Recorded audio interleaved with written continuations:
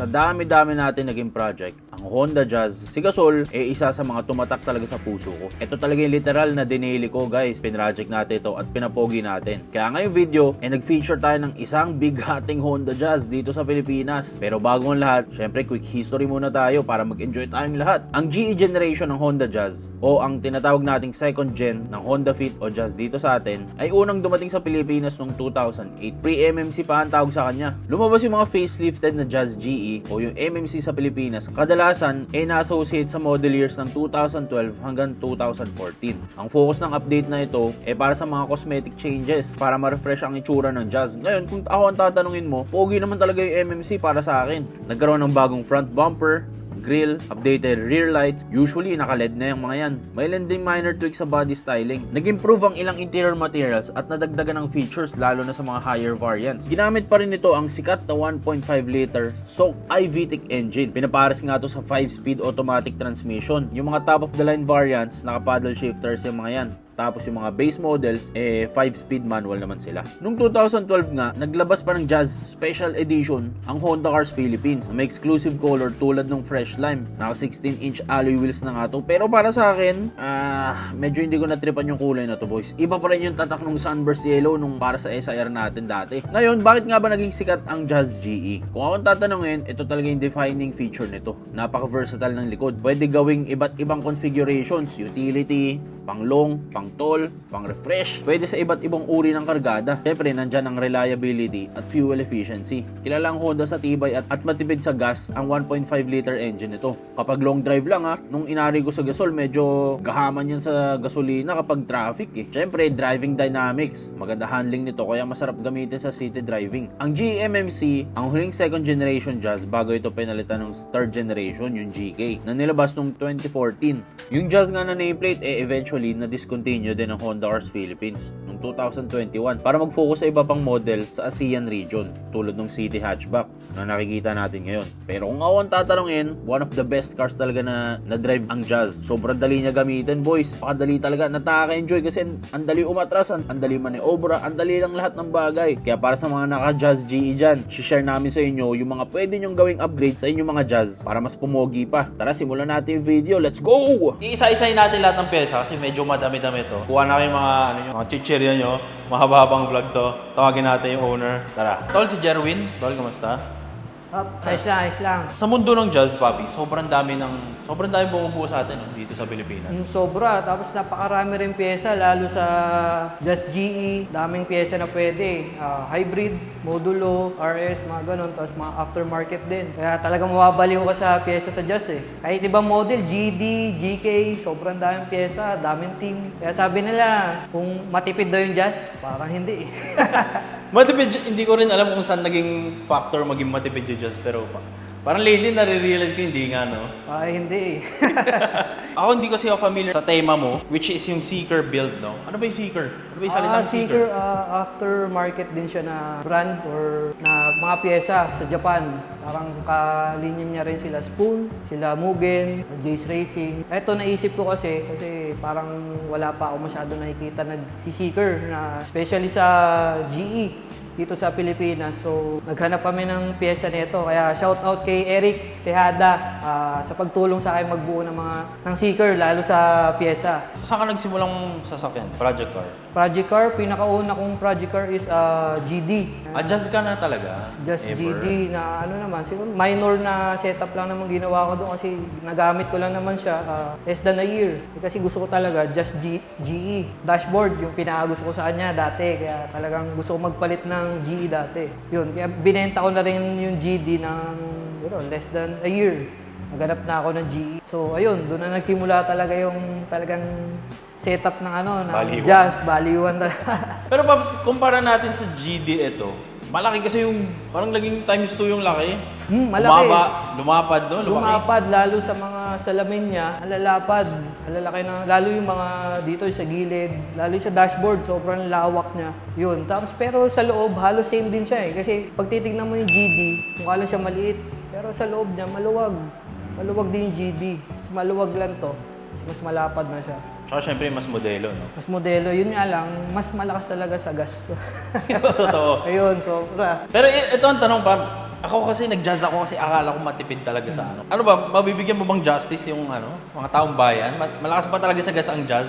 Opinion ko lang kasi based sa experience kasi ilang taon na rin sa akin to. Talaga naglalaro lang talaga siya sa 9 kilometers per liter to swerte ka na kung abutin ka ng mga 14. Parang never nga ako nag-14. Parang sobra, siguro sa highway lang. Unless kaka-reset mo, no? Ayun, pero sa akin talagang malakas siya eh. Compare sa GD sobrang tipid niya. Halos nag-15 yata ako dati. Sa GK din, alam ko tipid yung GK. Pwede mo ba ma-share sa amin paano nagsimula tong project mo na to? Sa GE kasi, simula nung nagsasama ako sa mga grupo ng jazz sa Fit Pilipinas, ngayon sa True Fit Crew. Natuto ko sa mga pyesa ng jazz. Lumawak yung kaalaman ko sa pyesa ng jazz. Tapos marami rin ako nakilala nagbebenta ng mga pyesa, nagbubuo ng jazz. So nagka-idea na rin ako sa pagbuo lalo sa GE. Sobrang daming pyesa ng GE kasi pang ilang team ko na rin to eh. Kasi pinakauna kong team is RS Spoon. Tapos nagpalit ako ng modulo Takeros. Tapos naisip ko na parang kakaiba, tas identity and payo rin sa amin sa mga namin sa JDMU na build your own identity, lalo na marami nagbi-build ng jazz. So yun, naisip ko na Seeker kasi parang wala pang nagbi-build sa Pilipinas nito. And then sa ibang bansa rin, parang sobrang dalang ako nakakita na Seeker na team na GE. Pero dati, nag-start tong jazz mo, ano to, all stock, gano'n? All stock lang. Talagang binilang ko lang siya ng Rota na Grade 1? hindi naman. Hindi ka Yung na parang nag-grade CE, yung parang CE kasi talagang gustong-gusto ko ng CE 28 dati, lalo yung bronze. Kaya pagbili ko ng kotse, talagang naghanap ako ng gano'n na Rota, na bronze. Na 17s pa nga yan eh, sobrang tagtag.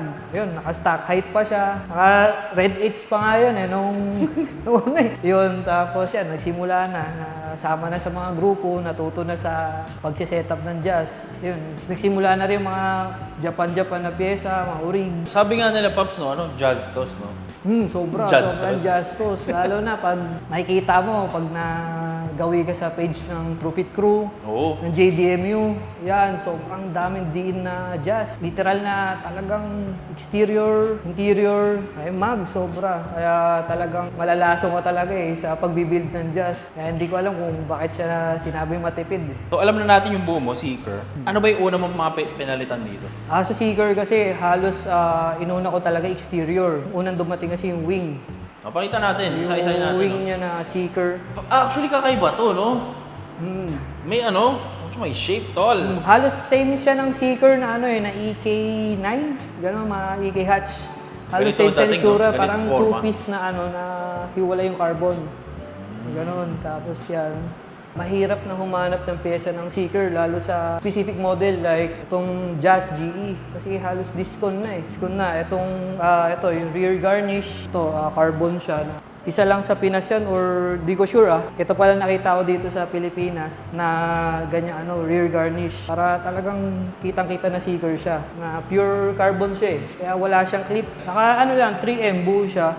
Ganun? Pag nawala, boys, isa sa inyo, Tumirada nito. Kaya pag binuksan ko yung yung plate light, tumatagos yung ilaw dito ng plate light. Kasi talagang siya carbon. Baka kasama sa effects yun. Yun baka nga. Tapos sa mukha, Paps, punta natin yung mukha, no? Kasi ito, ang ganda kasi talaga ng mukha, eh. Boy, pakita natin yung mukha, no? Tingnan mo naman yun, tol. Pagdating sa pintura, tsaka sa mga pyesa. Boy, andito lahat mga magaganda, Paps, no? Nauna na ito headlight. Headlight na RS. Kasi RS team na ako dati. Ayun, kaya niretain ko na lang siya kasi babagay siya sa sa mga black parts tas carbon ng Seeker. Kaya niretain ko na siya. Then, una, yung grill ko, Mugen. Kasi hindi ko alam bakit yung Seeker. Gumawa sila ng chin, ng wing na specific sa Just GE MMC. Pero hindi sila gumawa ng grill. Ayun. So, yung pinakauna ko talagang grill dito is Mugen RS na nilagyan ko lang ng logo ng Seeker sa gitna. Mas gusto ko tong Jace Racing na MMC na grill. Parang mas mas matapang yung look niya. Tapos may H na rin kasi yung Mugen wala siyang Honda badge. Ano yun, di ba? Word yun, no? Word na Mugen. Yun, pinalitan ko lang siya ng Seeker, yung logo ng Mugen. Tapos nilagyan ko na lang din siya ng Seeker dito sa gilid. Ito yung dati na nakalagay. Yan yung dati. Tapos, yung Jace Racing kasi may kasama siyang air duct na specific din sa Just GE. Ayun, kaya para mas maganda talaga siya. Malaki rin yung air duct niya. Pwede natin buksan yung hood? Oh, pwede. Pakita natin kasi, ano to tol, effective to sa ano? Sa hangin. Lalo Hangin na, ng makina mo. lalo sobrang liit na engine bay ng GE. Pati dito boys, mayroon din. Ito, air scoop din, carbon din, specific din sa Just GE. Daming air scoop tol. Matatanggal na yung makina, no? Ayun. Sa engine bay agad tayo boys, ha? Medyo madumi. Yan, pinalitan din na, ayun, dito yung air duct niya eh. Ito boys, pakita natin. So, aangat to sa dito. Dito. Sakto rin siya sa sa intake. Ito, tapos yung chin, seeker din siya. Seeker din boys. Oh. Medyo matagal lang siya dumating kasi sa seeker mismo, parang made to order siya. Parang 100 days 100 days tapos then papaship pa lang nila sa Pilipinas. So yun, medyo nahuli siya sa mga ibang parts na itong GE. Parang bagay talaga sa kanya may chin eh. No? Sobra kasi lalo na pag nag-chin ka na dati. Oo, parang Pag inalis tinanggal mo, mo siya, mabibitin ka na eh. parang kulang eh. No? Parang kulang. Kaya pansin ko yun sa'yo, meron din. Oo, tol. Ako tol, sa mga lahat ng naging sasakyan ko, kahit all stock ako, basta naka-chin. Kasi pag nilowered mo, pogi naka-chin eh. No? Ngayon, maganda talaga. Lalo na pag yung carbon. Parang extension ng bumper din eh. Lalo sa MMC, kasi MMC parang 2 pieces yung bumper ng MMC. Kaya medyo mababa na siya eh. Itong seeker na chin, tol maganda kasi protruded talaga, no? Sobra. So, Halos lampas na siya sa plaka. halos ka-level lang din siya ng ng bumper. Yun nga lang, mahaba siya. Then may fins siya sa ilalim na 3. So yan yung prone sa sabit sa Ito. yung fins niya na 3. Ayun, sasabit lang talaga siya yung mga pa-subsob, ganun. Tsaka ang maganda boy sa orig na chin na ganito, salpak lang talaga, no? Salpak lang talaga siya. Then maganda yung fitment kits niya. Ito, seeker na rad cap, seeker na oil cap, seeker na socks. Itong intake manifold, kinostomize namin siya. Shoutout kay Boshoti sa pag-customize na itong intake manifold. Ito, mapapansin mo, nawala yung niya, yung IV-Tech. Ay, oo nga, no? Nawala. Then, nilagyan na siya ng seeker na emblem para yun, maging kakaiba lang din siya. Pati yung kulay. Orange, no? Ay, orange, kaya yun. Tapos yan, ang mga intake, Group M, tapos mga Cusco na parts, Cusco na oil catch gun, battery tie down, kill switch, tapos Cusco na strut bar, quick release, tapos Cusco na drain plug na rin. Tapos lahat ng ang mapapansin mo, lahat ng bolts, pinalitan ko na siya ng brand new lahat na Honda. Lahat. Ayun, ito yung kasama yung washer, eh, no? Kasama Kadikit yung ng washer. Kasi boys. yung OEM, yung kasama na itong kotse mismo, puti. Na siya, nagbabakbak na kasi medyo matagal na siya.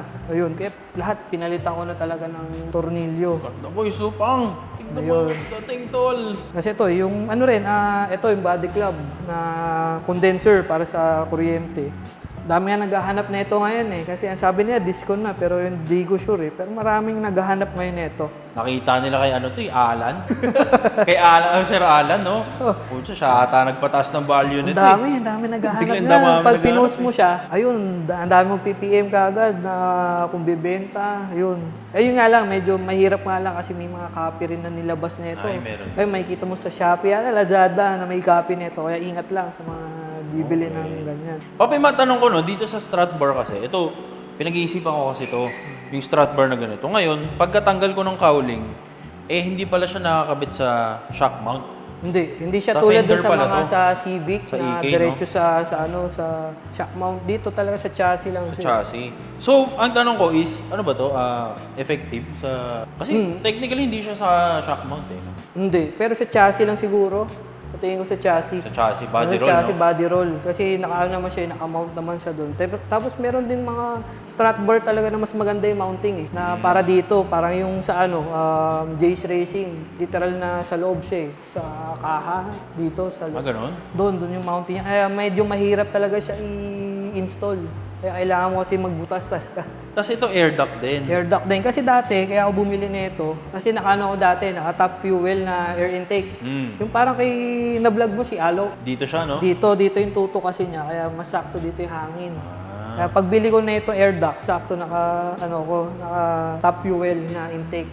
hindi ko na inalis kasi maganda rin maganda tignan. Oo, Then, dagdag accessory, no? ano rin, hangin din kasi sobrang sikip na engine bay ng Just GE. Sipin boys, lahat pinagkasya dito. Oo, Diba? kaya lalo pag nag-case swap ka, literal na Oo. tabas or Tabas, turbo. no, dashboard. Sobrang sikip pag kaya talagang mapalabang ka. Tapos dito, Paps, sa mag setup mo, anong kinabit mo rin? Work seeker na mugs kasi dati naka TE37 OG ako na bronze, choco bronze. Medyo parang ang tagal na kasi ako nakaganon. So parang gusto ko maiba naman. So eksakto, may nagbenta sa akin. Kaya shoutout din kay Van. Then kay Boss Daron sa R&D kapag customize ang color na itong seeker na mugs. Tsaka boys, yung preno, tol. Preno yan. Nagpalit din ako endless na S4, special color na silver. Pang truck to no? Dati kasi pinakauna kong big brakes, yung Willwood. Yung red, no? Yung red. Tapos din, ayun nga, nag-spoon na ako na RS spoon na team. Nagpalit ako ng spoon na twin block. Pamahal ng pamahal, no? Yung yun nga May build-up build up. Tapos yun, nagana na ako, modulo takeros na yung naisip ko. Yun, nagpalit ako ng endless, yung blue naman. So, yun, napapansin ko kasi medyo marami nang naka-blue na endless. Sakto naman yung tropa, binenta niya tong endless na S4. Ito yung S4 mismo na model na endless. Tapos, special color mismo siya sa endless. Yan, na silver, tapos red yung font. Kaya mapapansin mo yung Ay, maganda, no? Kulay, no? yung logo niya, paloob. Kasi ibang endless kasi di ba palabas. Ilang mm din yun pag tatama sa mugs. Ayun, tapos yung rotors niya, 294 na floating. Yung 2 pieces. Yung para may crown. Ayun, gano'n siya. Na e-slit. Ayan, tapos endless brake pads, endless na brake lines. May mga calipers kasi na hindi pasok sa mugs, Pops. Diba? Sobra kaya ngayon, yung nag-seeker o na mugs, ito, work seeker, naka 15mm na spacer para lang magka-space dun sa caliper. Ayun. Kasi tatama siya dito sa likod pag maliit yung spacer. Coil over niya is Tain Flex Z na naka-stub link na rin na Tain din. Tapos naka-Largus na camber bolts. Yun, tapos sway bar, mga ganon. Dito naman sa gilid, yung modulo na side skirt. Kasi kaya ako siya napili para kasi tumerno siya sa lapad nung chin. Kasi medyo may labas siya dito. Nga, no? Para dito rin kasi. Para tumerno. Kasi pag yung stock, naiiwan siya kasi medyo manipis yung... Siya, nadagdagan na naman ako ng isipin, tol. Ayun, nakita mo rin kay Alo yan Oo. Kaya yun. Sakto rin sa'yo. Ako. Ngayon, tapos yun, may ilaw din siya. At the May ilaw same to? time, May ilaw din. Ano yung tsura na ito pag nakailaw? Pero ito, ginawa kasi namin, nilagyan siya ng switch. Hindi siya yung kasabay ng park light. Oh. So, yun. Panis! Kasi ang mahirap kasi dyan, pag napundi siya, yun nga, papalitan mo siya ng buong LED strip, tapos yung backlash na naman, tapos install na naman ng side skirt. Kaya yun, ginawa namin, nilagyan siya ng switch. Sila nagkabit niya, sila Boss JM, ng Bats. Yan, ako pinakabit yan, winiringan nila. Pero at least maganda pala na may no? May switch. Hiwalay, no? Hindi Hiwalay. as one. Kasi minsan kasi, yun nga, pag napundi siya, medyo mahal Problema papalitan. na naman, Sobra. Kasi labor na naman. Bibili ka pa ng LED na strip. Ayun, ito, seeker na side mirror lens. Kasi wala yung logo dito kasi RHD sa Japan. Mapapansin mo, nasa kabila yung seeker. Kasi ito, yung Honda na slim visor. Slim, ang mahirap lang dito pa nagka-car wash ka. Kasi naiipon yung tubig dito, hindi mo siyang pupunasan.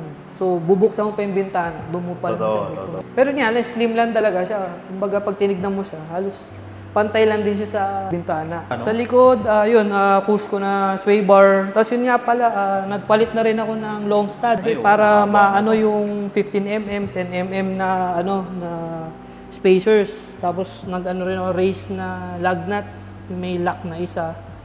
Ayun. Hindi pwede nakawin, no? Tapos palit din ako ng seeker na na brake pad sa likod. Seeker na brake pad, sa seeker na rin na brake lines. Iniba ko yung sa likod na brake lines Seeker naman. Kasi yung sa harap, endless. Para sa likod, seeker naman. So dito sa likod, Papi, ano ang gamit mong taillights? No? Para kasi parang kakaiba to, no? Ito yung tinatawag nila na Stellar V. Usually, ginagamit siya na ng Jace Racing. Pero maganda kasi sa tignan, clear siya, tapos bilog. Pag tinignan mo, para siyang GTR. Na tumayo, no? Tumayo. Tumayo. Ayun, ganun. Maganda siya eh. Kaya bumili rin ako kila Madam Rio. Jace Racing. Shoutout kay Madam. Mahal din yung ganitong taillight. Nasa, I think, mga 30 plus yung brand. 30K? 30 plus. Kasi Mahal pala nito, boy. kasi yung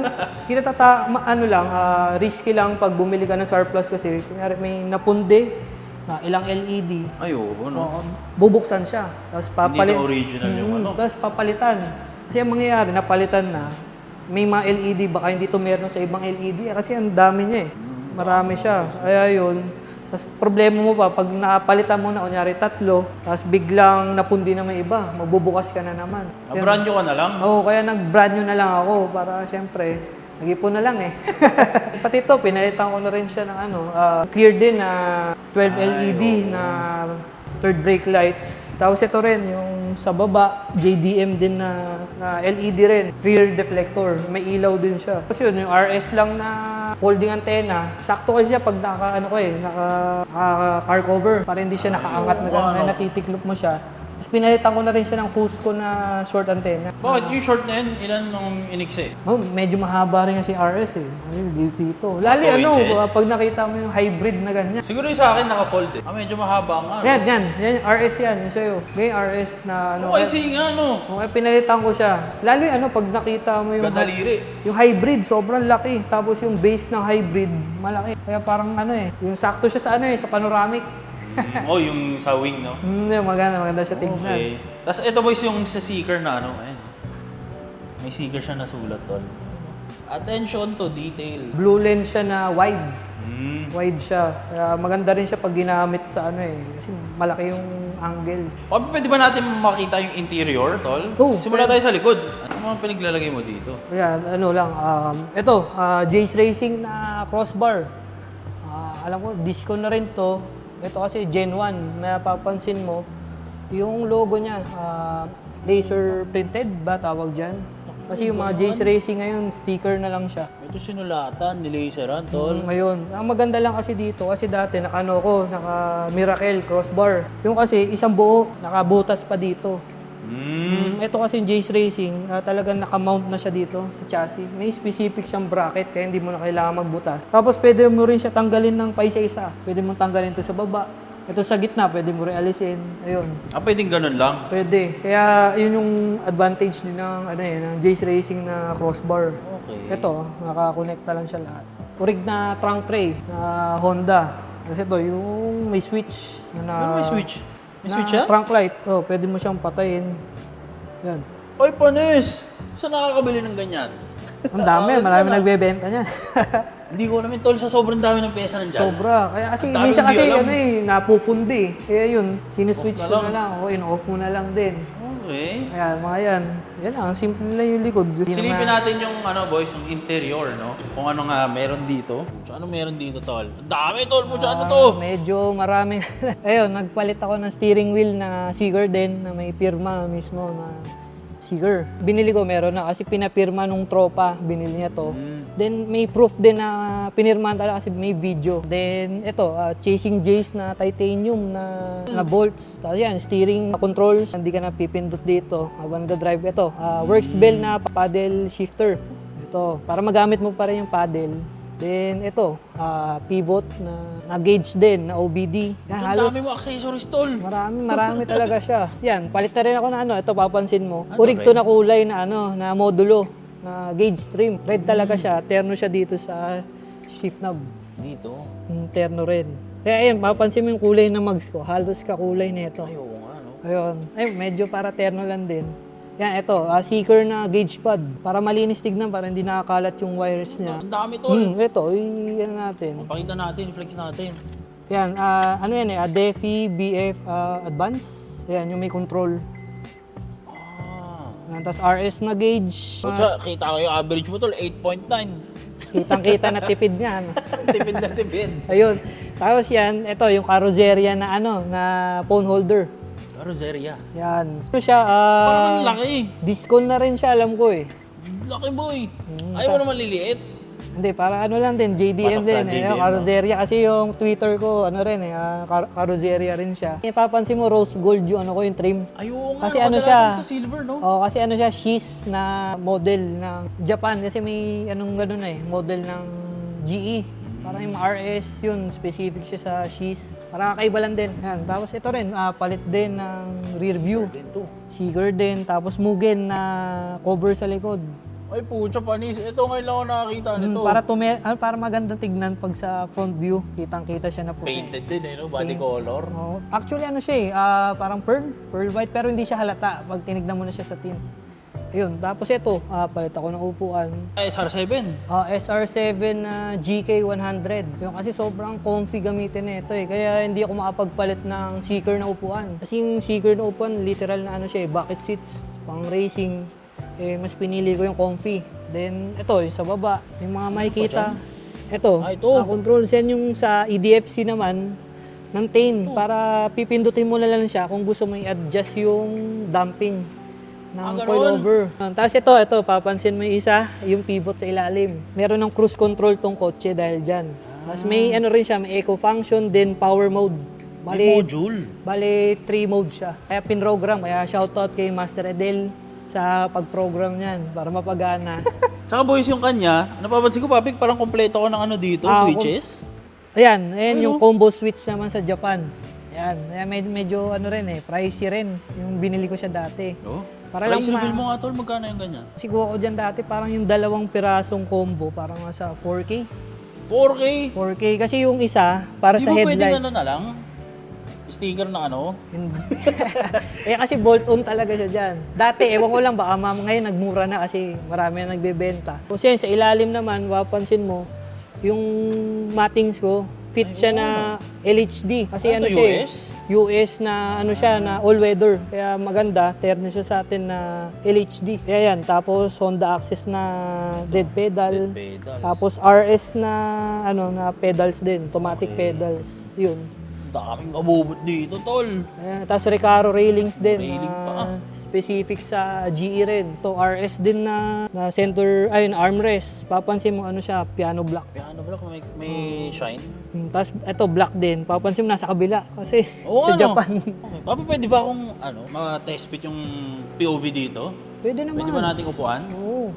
Upuan natin, boys, ha? Pucha, ang daming tol. Ang daming nakikita dito. May mga pinalitan din ako. Ang laki na ito, oh. Para malinis lang din kasi pag dito kasi nakalagay yung gauge ko dati, nakakalat yung wire niya, then nagre-reflect sa windshield sa gabi. Yan, tapos ito, palit din ako ng urig na panel. Kaya papansin mo, may ano siya, airbag. Anong orig na ba? Hindi ba kasama sa stock yan? Hindi, kasi aftermarket na siya para dito sa Tudin. So bumili ako ng ng urig na ganito kasi iba 'di ba walang ganito tapos iba yung quality. Papi, ang Jazz ba talaga? Ito, palaisipan talaga sa akin. Ang Jazz ba natin, wala talagang armor. Yung local Sa wala. atin? Kasi nakuha ko yung tong Jazz wala Ay, kung ano nagpalagay nito. Yung kinuha kong ganito yung terno sa sidings natin ng MMC. Kasi dati naka-leather ako yung RS, yung leather tapos orange stitch. Oo. Ipinalitan ko nito para titerno rin sa upuan tapos titerno dito sa sidings na. Ayun, napapansin mo. Tapos ito rin, ayun, yung ilaw. Ayun, yung step seals din. Ayan din, may ilaw din na fit. Pucha, ang ganda na ito. Saan mo pinapagawa tong mga lahat ng to, Papi? Yan, kay Mike ng 14KM, kaya shoutout kay Mike. Then sa South naman si Edel Fernandez. Pag may kailangan kayo sa Jazz, Edel sa South. Yan. Tapos yun, yung mga cup holder, same kay Dennis. Nailaw din. Nailaw din. Yan, ito kasi yung talagang, ewan ko, yung Honda talaga. Kasi iba kasi, yung sa gilid lang yung ilaw. Ito sa ilalim mismo yung pinakailaw na ng cup holder. Boys, ito POV nyo kapag dala nyo yung kotse. Daming para akong kakarera, tol, Tsaka ang liit ng manibela, no? Maliit, alam ko siya, 325 o 330. Kaya may maliit talaga. Pero yung liit. Yung bago kasi ni Seeker, yung 2025, may 350mm na siya. Kaya nanibago ko nung una kasi galing ako sa spoon na manibela, yung Momo. Kaya malaki, 350, mga ganon. Nung nagpalit na ako na yan, parang naninibago ko, maliit. Boy, tsaka parang ang lapit sa akin, no? Hindi, malapit siya kasi maraming nakalagay sa hub niya. Maraming nakakonekta. Then naka-standard hub ako. Karera nito, boy, oh. Yan, palit lang din ng mga speakers na ayun, Twitter. Carrozzeria rin siya. Ano punta na sa taas? O, hindi, actually wala tayong Twitter eh. Abang lang yan? Abang lang, pag tinignan mo siya, wala siyang speaker. Pinakatakip na-fake lang ako siya. nun, Kaya pag chinek mo yun sa'yo, wala. Kaya talagang lalagyan mo siya eh. Kasi pwede mo siya lagyan doon, tapos meron din Honda mismo. Alam ko dito siya nakalagay eh. Para sa Just din, dito siya nakalagay. Tapos sa Okay. likod, meron din, para doon, Twitter din sa pinto. Kaya alam ko may abang eh. Alam may abang yata yung sidings natin. Ang dami mong kinabit talaga dito tol. Ito ngayon ko lang nakita itong mga to boys eh oh. Yan yung combo switch. Combo switch, may pole pa. Asan yung pole mo? Wala, ginagamit ko lang siya sa sa Mitsuba. Kakaiba na yung mga nakikita nating sa Honda Jazz tol. Puta, malalim na to ah. Kaya napili ko talaga yung red na gauge trim eh. Para kumbaga maging kakaiba lang din siya. Sa bagay, saktong-sakto boys dito sa shift knob. Sinakto pati sa sa stitching ng Ito, manibela. Red din. Ganda rin eh oh. All red. Pakita natin mga pesa tol. Labas mo dyan. Ito, napirmahan din na Seeger mismo. Na-cap. Then ito, isang manibela na discontinued din, na may pirma rin siya. Medyo inamag lang. Kaya yung shirt, meron din may pirma. Pero sick lang ang nakalagay eh, no? Yun lang yung ano nila. Para same doon sa isang shirt, may pirma rin nakasabit. Then ito sana yung kakabit kong shift knob, pero pang manual siya eh. Mabigat siya masyado kasi heavy siya na shift knob. Pwede to sa EK mo eh. Yung mabigat eh. Gagong bigat nga boy. Maganda kasi itsura eh. Kaya, Rose gold pops terno sa ano mo no? Kaya gusto Tama ko ba rose gold siya? O Yung ano parang lang? nag-iiba siya ng kulay. Ngayon Or rose gold purple. eh, no? Ayun, 5 speed. Na Ganda boy oh. parang gusto ko nga siya ikabit, Ano? i-retro na lang, gawan siya ng adapter. Gagong bigat. Pero parang ang sabi kasi nila, baka masira yung adapter eh, kasi mabigat masyado yung shift knob. Baka yung spring bumaba ng bumaba. Yung kaya hindi ko na siya kinabit. Papakabit ko sana siya kay Mike. Yun nga lang, mabigat masyado. Ano yung exhaust mo pala papi? Ngayon kasi Kakimoto na GT box. Kasi ngayon, Ano parehas to kayo ano ah? GT box siya na bolt-on lahat. Hanggang hanggang downpipe. Bolt-on siya. Pang jazz talaga? Pan-jazz. Kasi yung mid-pipe ko, Jace Racing naman. Pati yung downpipe, Jace Racing din. Para bolt-on lang siya lahat, walang retro na ginawa. Kasi yung seeker na muffler, sobrang ang hirap maghanap. Yung bolt-on sa Just GE, nag-aabang kami sa sa auction, wala pang makita. So ang last option na lang is, bibili kami ng ibang muffler, ire-retro na namin para lang maging seeker na lang din yung muffler. Then yun na lang siguro, yung upuan, yun na lang yung kulang sa seeker. Actually, inuna ko talagang palitan dyan yung sa performance para maramdaman mo. Bago ko magkatalog ng mga pyesa, yung parang headlight, mga ganun, bago ko nagpalit. Kasi yan, yung blue fogs, yan, mga hinuli ko yan kasi medyo... Sa alien. Oh, boy, magkano ngayon to? 30, 40 na ba? Magkano ba brand Alam new ko, nito? brand new niyan ngayon kasi hiwalay siya eh. Ito, iba pa yung bezel niya na Honda. Ito yung discount na eh. Yung bezel, hindi pa pala kasama yun? Hindi pa. Ito yung talagang discount dyan. Yung Alien, ewan ko kung discount na, pero dati kasi, ito yung discount na. Ito yung nagpamahal. Yung orig na bezel. And nakuha ko siya orig din. Kaya pina-PPF ko na rin siya para, syempre, para maingatan din. Medyo nga lang siya, disposable. Kasi pag napundihan, wala na. Hindi mo na siya magamit. Parang yung sa GK, ganun din. Ay, ano ba advice mo pala? Kasi syempre, sobrang dami ng bumubuo ng jazz eh, no? Sobra. Basta, Ano ba advice mo sa kanila, tol? isipin nyo muna yung gusto nyong team para hindi kayo bili ng, kunyari, papalitan nyo rin kagad. Kumbaga may sinusunod na kayong tema na gusto nyong bilhin. Kasi maraming ganun na bili ng kung ano. Then, papalitan din lahat.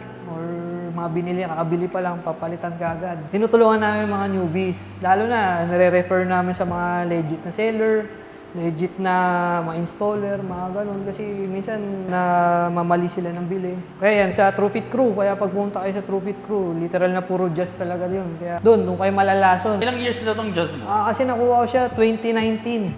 Pa 6 years ka na. Oo, tapos may nag-pandemic eh. Actually, mga 3-4, no? 3-4 years kasi na din. actually, nung pandemic nga ako nag-build yan eh. Kasi isipin mo, pandemic, bumili ako ng mugs na AME Tracer. Sagsagan ng pandemic noon, bumili ako ng mugs. Para magka-urig na rin ng mugs. Yun yung unang urig na mugs na itong ng GE. Yun, tapos yan, nagsimula na kasi mga tropa, kaya nagbibuild din. Lasunan, yan, tawag na lasunan, lalo na pag napunta ka sa TrueFit Crew.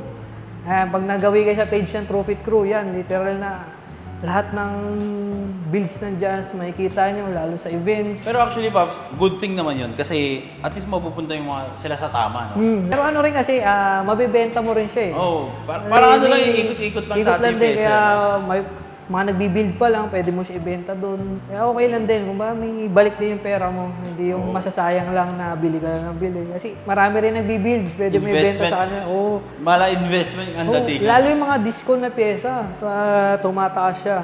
Papi, any shoutouts na gusto mo batiin? Shoutout pala sa family ko, kay Babe, kay JDM Underground, sa Truvit Crew PH, HCP. Yan, then sa lahat ng tumulong na mag-build nito, sobrang dami nyo, kaya thank you. Kilala nyo na kung sino kayo. Then yung mga pinupuntahan kong shop, 14KM Garage, Master Edel.